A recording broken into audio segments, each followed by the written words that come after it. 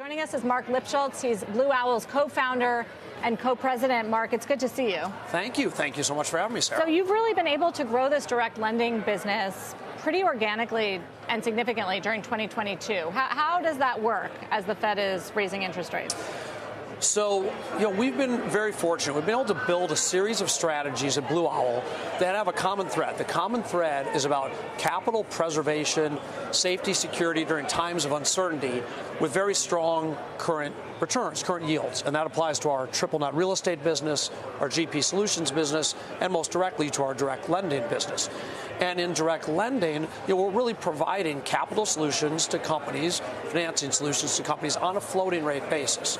So in this environment, the two attributes from an investor looking at our products that's appealing is it's about durability through times of uncertainty, and actually our returns go up when rates rise. So this has actually been an upward trajectory for returns in our direct lending Blue Owl business over the last couple of years. So if the Fed is getting close to a pause here, let's say with terminal rate of 5% or so, how does that affect it? So at the end of the day, we do floating rate, which means when rates go up, we rise with them. If and when rates come down, and inflation presumably correspondingly, then some of our yields will come down. But the beauty of the business and the power that we provide to someone's portfolio is you don't have to take a static view on that today. You can invest with our products, and you will float up and down with those variances. Sitting here today and trying to call, are we at the end of the pause? We talked about retail sales, blowout numbers. Very strong. We've seen strong numbers this week, so maybe we are, maybe we aren't. The beauty, dare I say, for us, we don't have to know that, and investors with us don't have to know that in our products because they're going to get the floating rate one way or the other. There's been such strong appetite for alternatives, private equity. We've seen that, but is there more now that there's more competition in the public markets with higher rates? Is that a headwind for alts? It's been a really interesting evolution. I've been in the alternatives business since 1995. It wasn't called alternatives back then. And there's a really interesting dynamic in this arc. What's happened with private assets, and I think over the last 5 years as visible as any, is they become, of course, a much larger share of the market, but actually a much more stable and durable share. Think about post-pandemic. Think about 2022.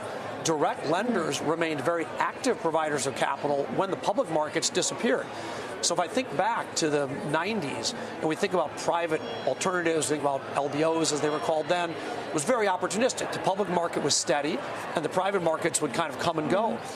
There's a bit of a reversal, and actually private markets, direct lenders, for example, kept the capital markets going in 2022 when the public markets retreated. Right. So there's the defense on the private lending.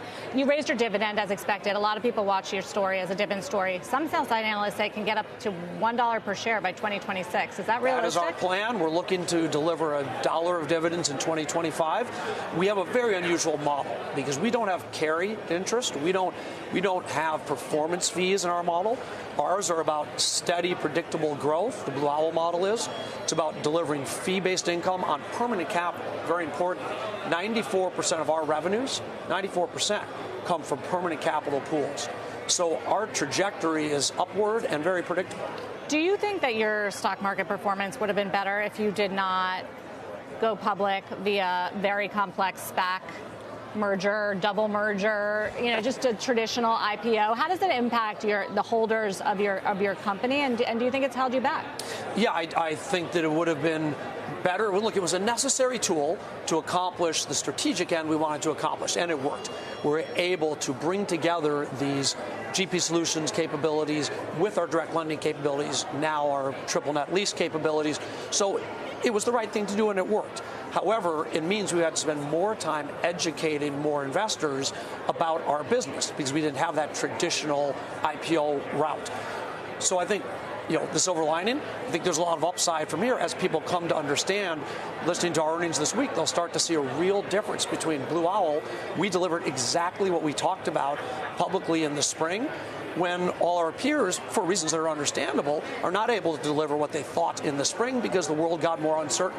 Times of uncertainty, we still continue to perform. One thing that was uncertain with some of your competitors, like a Blackstone or Starwood, is they put up these gates on some of their private REITs. Anything to be concerned about that something like that could happen with you?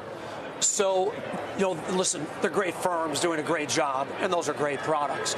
We have very different products. Our products are about, in fact, we've been increasing our distributions. And so we actually are a very meaningful participant in the individual investor market. We really do believe in the democratization of access to the outperformance of alts. So we participate, but this continues to be a great area for us. We raised $2.2 billion in the private wealth channel, and we only had about $180 million in redemptions for the whole quarter. So different set of circumstances for us, but those are great products. I'm sure they'll do well.